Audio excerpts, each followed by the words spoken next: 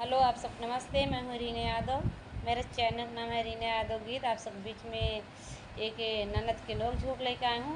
वो मेरा गीत कैसे लगा आप सब कमेंट में ज़रूर बताना। अच्छा लगे तो लाइक करना, सब्सक्राइब करना, शेयर करना।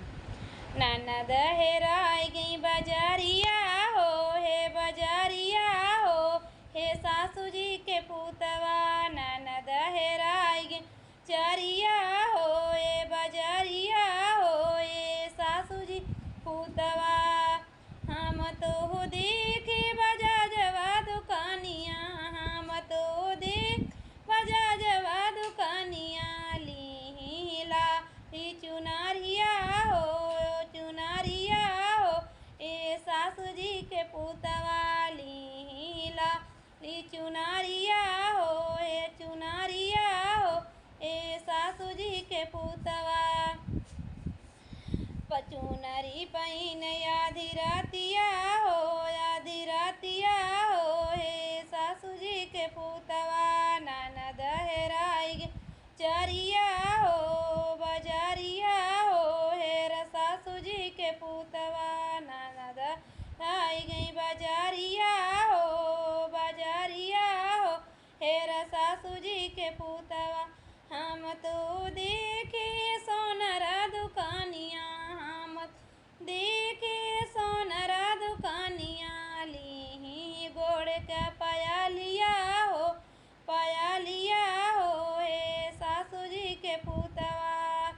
पायलिया पहिन आधी रातिया हो, आधी रातिया हो, हे सासू जी के पुतवा। ननद हेराई गई चरिया हो, बजारिया हो, ए सासू जी के पुतवा। ननद हेराई गई चरिया हो, बजारिया हो, ए सासू जी के पुतवा।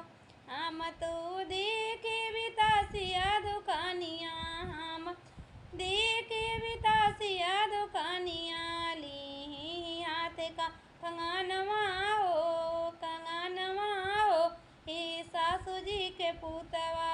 हम ली हाथ कई कंगनवा हो, कंगनवा हो, हे सासू जी के पुतवा। कंगना पहिन आधी रातिया हो, आधी रातिया हो, ए सासू जी के पुतवा। ननद हेराई गई बाजार हो, बाजारिया हो, ए सासू जी के पुतवा। ननद हेराई गई बाजारिया हो, बाजारिया हो, ए सासू जी के पुतवा।